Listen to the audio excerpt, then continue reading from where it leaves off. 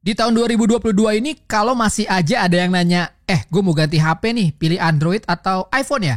Berarti dia adalah seorang time traveler dari masa lalu dan segera kembalikan dia ke era 2010-2011 karena sekarang pertanyaan tersebut udah nggak relevan lagi. Kita akan bahas setelah opening berikut.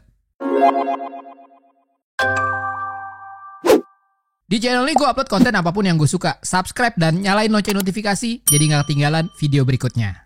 Tapi beneran deh, di tahun 2022 ini masih ada nggak sih yang nanya Android atau iPhone? Dengan asumsi bahwa yang satu lebih baik dari yang lainnya atau yang satu lebih keren dari yang lainnya. Masih ada nggak? Jujur di sekeliling dan teman-teman terdekat gue sih udah nggak ada ya. Gimana dengan kalian? Coba komen di bawah. Sesuai judul udah pasti ini bukan video review impresi pertama atau apapun lah.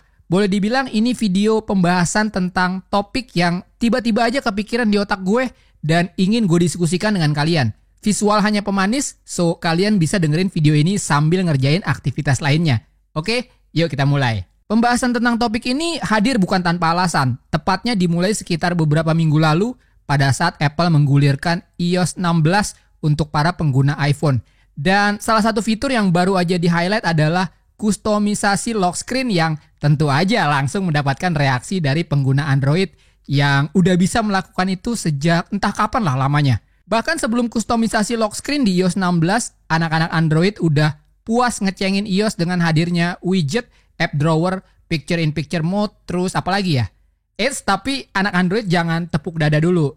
Jangan pura-pura lupa lah sama notch, desain ngotak, kamera boba, dan lain-lain. Video ini bukan upaya untuk mengobarkan perang konyol Android versus iPhone lagi.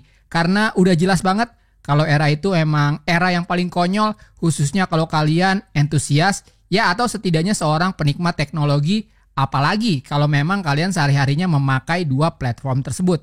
Justru pemikiran atau lebih tepatnya pertanyaan gue terkait fenomena ini adalah, kok kalau dilihat-lihat iPhone makin ke Android-Androidan dan Android makin ke iPhone-iPhonean ya? Setuju nggak? Tulis pendapat kalian di bawah.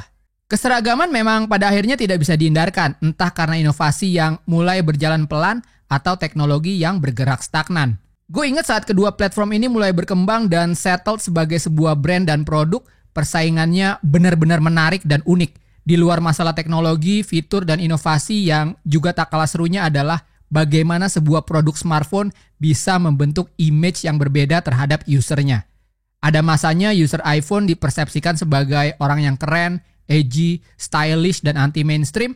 Tentu aja ini adalah hasil dari strategi komunikasi, branding, dan marketing era Steve Jobs yang brilian banget menurut gue. Sementara di sisi lain ada pengguna Android yang dipersepsikan sebagai techies, si paling paham teknologi, dan geek karena Android sangat identik dengan oprek-oprek. Tapi yang menarik di era itu adalah walaupun kedua fanboynya berisik dan saling diss satu sama lain, poin-poin yang mereka lemparkan untuk menjatuhkan lawannya bukan cuma menarik tapi juga valid loh. Karena keduanya memang beda satu sama lain. Kalau kalian pengguna iPhone pada saat itu, kalian pasti amazed dan memuji setengah mati tentang bagaimana simple, sleek, dan premiumnya sebuah desain dari iPhone, baik hardware ataupun software.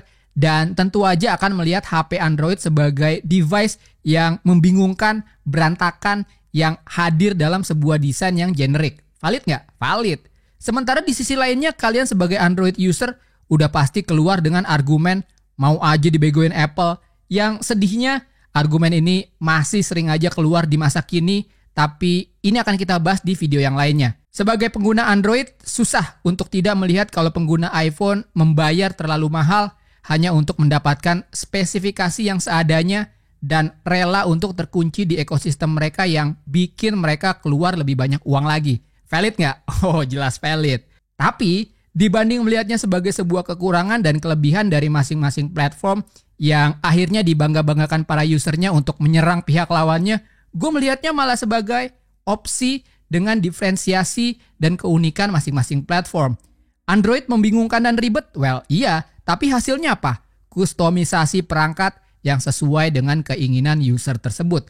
Oprek-oprek, setting sana-sini adalah bagian dari keasikan memiliki sebuah smartphone Android. iPhone mahal dan speknya rendah? Well, mahal adalah harga sepadan yang harus dibayar untuk sebuah smartphone yang simple, mudah digunakan, gets the job done, ditambah dengan apresiasi atas produk yang didesain dengan mempertimbangkan unsur estetika. Tapi itu dulu, dan seperti pemikiran awal gue tadi bahwa semakin kemari iPhone makin ke Android-Androidan dan Android makin ke iPhone-iPhonean hingga akan sangat konyol kalau masih aja ada yang berantem bahwa iPhone lebih bagus atau Android lebih bagus. Karena basically it's the same thing. Kalau melihat smartphone Android yang keluar sekitar 2 atau 3 tahun belakangan, harganya udah nggak ngotak. Oh iya, maksud gue di sini adalah Android flagship ya, karena konteks gue adalah membandingkan lini terbaik dari dua platform yang berbeda. Kalau ngomongin Android flagship, rata-rata startnya di berapa? 14 sampai 15 jutaan. Dengan harga yang sama tersebut, kalian bisa memilih iPhone baru dengan opsi base model dengan storage yang paling kecil. Artinya apa? Di lini teratas alias flagship, Android bukan lagi opsi lebih murah untuk mendapatkan smartphone dengan kualitas terbaik. Ya tentu kelebihan Android adalah lini produknya yang lebih bervariasi, di mana kalian bisa memilih mid-range atau premium mid-range sebagai opsi the next best thing. Tapi yang jelas, gue selalu percaya ada harga, ada kualitas. Itu dari segi harga. Nextnya adalah soal simplicity terkait dengan user experience. Di masa lalu sepertinya kita semua setuju kalau Android itu rumit, UI-nya jelek, user experience-nya nggak enak, dan lain-lain. Yang ngalamin pakai Samsung di era TouchWiz, nah, bisa komen dan nostalgia di kolom komentar. Akhirnya, ini yang bikin Android user punya image tukang oprek-oprek, mulai dari install custom ROM, ganti-ganti launcher, dan lain-lain. Tujuannya apa? Ya biar punya user experience yang lebih baik. Dan dulu superioritas iPhone dengan hadirnya iOS jelas menjadi daya tarik bagi mereka yang mencari user interface yang simple dan user experience yang enak straight out of the box.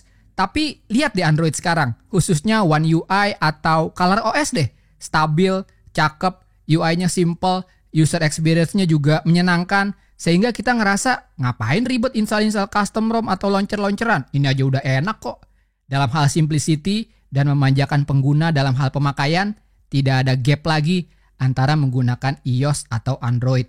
Bahkan, soal kustomisasi yang menjadi ciri khas dan identitas dari Android, mulai dari iOS 15 dan 16, iPhone pun memungkinkan penggunanya untuk melakukan kustomisasi melalui widget, lock screen, dan lain-lain. Akhirnya, iPhone tidak lagi semembosankan dibanding sebelumnya. Sekali lagi, Android makin ke iPhone-iPhonean, iPhone pun makin ke Android-Androidan. Dua hal yang tadinya berseberangan, namun tampil dengan cirinya masing-masing, akhirnya semakin saling menyerupai dan tidak ada bedanya. Herannya masih aja ada yang menghabiskan waktu bahwa yang satu lebih baik dari yang lainnya. Padahal secara substansi, keduanya telah berada di level yang sama. Artinya apa? Well, pada akhirnya kita mempunyai dua opsi yang kalau kita pilih salah satunya, kita nggak akan kehilangan apapun karena keduanya sama bagusnya. Pada akhirnya ya tinggal masalah preferensi dan skenario masing-masing user aja. Mau punya lebih banyak opsi lini produk yang bisa disesuaikan dengan budget, ya lebih baik pilih Android. Atau pertimbangannya adalah kenyamanan sebuah ekosistem, ya lebih masuk akal untuk pilih iPhone sebagai salah satu bagian dari ekosistem tersebut.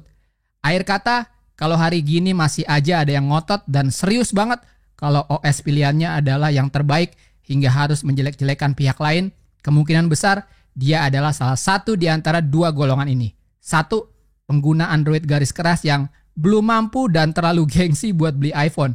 Atau dua, mbak-mbak TikTok gaje yang bilang kalau anak Android gak level nongkrong sama mereka sambil mamerin iPhone 8 yang bentar lagi udah gak dapet software update. Anyway, seperti yang gue bilang di awal, ini konten ranting dan memancing diskusi aja. So, tulis pendapat kalian tentang hal ini, bener gak? Kalau makin kesini, iPhone makin ke Android-Androidan, sementara Android makin ke iPhone-iPhonean. Yuk kita diskusi.